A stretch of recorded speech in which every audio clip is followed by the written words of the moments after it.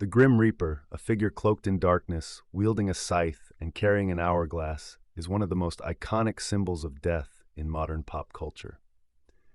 From books and comics to movies and video games, the Reaper has become a universal representation of mortality. But while we are familiar with his image and role, the origins of the Grim Reaper are far more complex and fascinating than many realize. His story is woven from threads of mythology, folklore, and historical events spanning cultures and centuries. The concept of death as a personified entity is not unique to Western culture. Throughout history, civilizations around the world have created their own deities, spirits, or figures to represent the inevitability of death. These figures often serve as guides, escorts, or enforcers, ensuring that the souls of the deceased transition from the world of the living to the afterlife.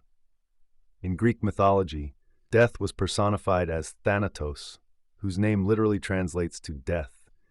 Thanatos was often depicted as a beautiful winged man, sometimes cloaked in black and carrying a sword.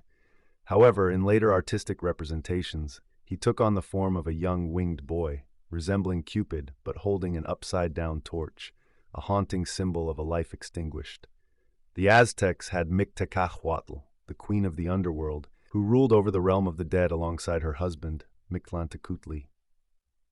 In Hindu and Buddhist traditions, Yama, the god of death, rides a buffalo and carries a lasso to drag souls into the afterlife. As Buddhism spread to East Asia, Yama transformed into Yanluo Wang in China and Enma in Japan, maintaining his role as a stern judge of the dead. In Korean mythology, the Jeosong Saja, netherworld emissary, serves as a bureaucratic figure tasked with collecting souls. Unlike the Grim Reaper, the Jeosong Saja is often portrayed as a strict, overworked official, struggling to meet his daily quota of souls. Beyond gods and goddesses, many cultures feature spectral figures who guide the dead to the afterlife. In Greek mythology, Charon is the ferryman who transports souls across the river Styx to the underworld. Cloaked in dark robes, Charon demands payment for his services, a tradition that led to the ancient Greek practice of placing coins on the eyes or in the mouths of the deceased. In Celtic folklore, the Ankou is a figure closely resembling the Grim Reaper. Often depicted as a skeletal man or a shadowy figure, the Ankou wears a black robe and a wide-brimmed hat that conceals his face. He wields a scythe and is said to drive a cart, collecting the souls of the dead. According to some legends, the Ankou was the first child of Adam and Eve, cursed to serve as death's henchman.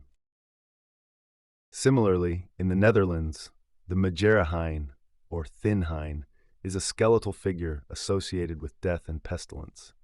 Like the Grim Reaper, Majerihijn appears during times of widespread death, often as a harbinger of disease or famine. While these mythological and folkloric figures laid the groundwork, the modern image of the Grim Reaper as we know it today likely emerged during the Black Death in the mid-14th century. This devastating pandemic, caused by the bubonic plague, swept through Europe and Asia, killing an estimated 25% to 60% of the population. At its peak, the Black Death reduced the global population from approximately 475 million to 350 million. For medieval Europeans, the plague felt like the end of the world. Death was omnipresent, and the stench of rotting flesh filled the air. Bodies piled up in the streets, and mass graves, known as plague pits, became a grim necessity.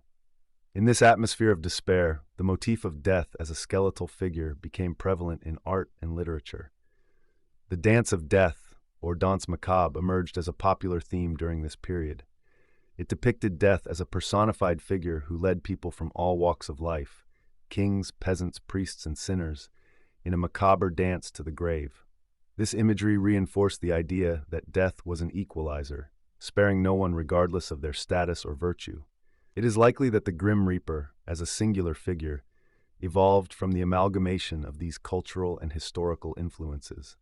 The skeletal appearance, the scythe, and the black cloak were drawn from figures like the Ankou and Majerihijn, while the widespread trauma of the Black Death cemented the Reaper's place in the collective imagination.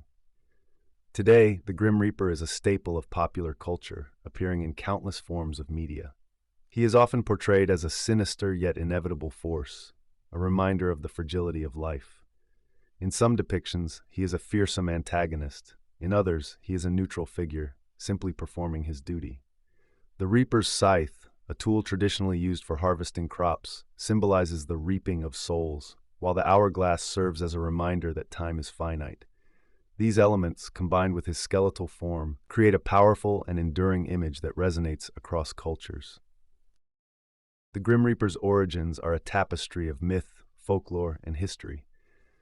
From the ancient gods of Greece and the Aztecs to the spectral guides of Celtic and Dutch folklore, the concept of death as a personified figure has taken many forms. The Black Death of the 14th century played a crucial role in shaping the modern Grim Reaper, transforming him into a universal symbol of mortality. Whether viewed as a terrifying specter or a neutral harbinger of the inevitable, the Grim Reaper continues to captivate our imaginations. His presence in art, literature, and media serves as a reminder of the inescapable truth that binds all living beings. Death comes for us all. Thank you for watching. If you enjoyed this deep dive into the origins of the Grim Reaper, feel free to explore more fascinating videos on this channel. Don't forget to like, comment, and subscribe for more content. Until next time, stay curious.